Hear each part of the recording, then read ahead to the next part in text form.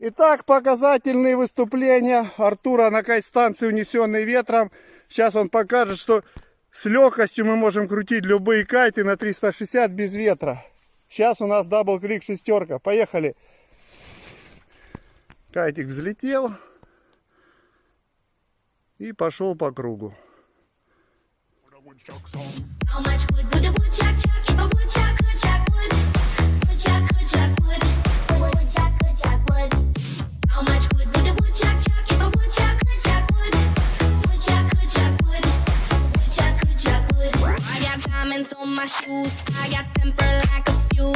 Какой тебе дать? Симплекс дать? Итак, мы поменяли кайты. Вместо клика шестерки взяли симплекс пятерка. Артурчик показывает тот же самый эксперимент. Поехали. Кайт летел даже легче и пошел по кругу.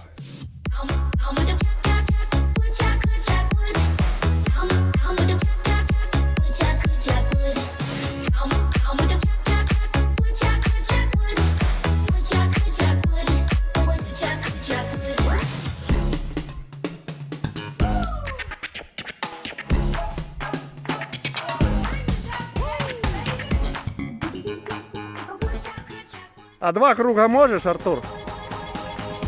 Артур говорит, хоть 3. А ты можешь круг в одну сторону, а потом в другую? Ну-ка. Показывает Артурчик. Раз. И пошел круг в другую. А ниже к земле можешь? Все, а можешь мне в руку прилететь? Учитесь. Записывайтесь в кайт-школу унесенной ветром. Приедете к нам, а мы вас научим крутить кайты по 360. Давай возьмем Ион 4.5, чтобы уже вопросов не было. Вот как раз его уже принесли добрые люди. Лучше бы нам кальян принесли. Люди вы добрые, посмотрите, они там курят.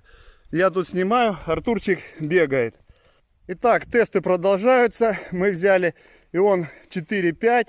Мне даже пацаны вытащили кальян.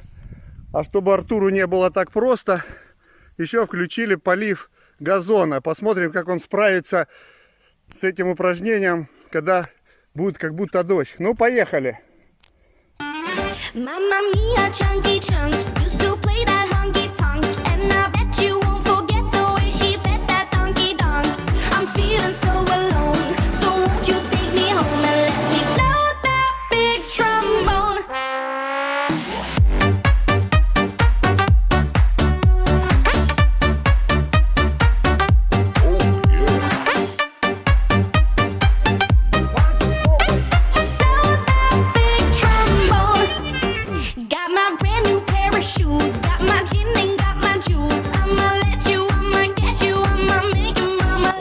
Проблемки. А ну-ка через дождик лети. Ну вот заметьте, он 4 летит хуже всего.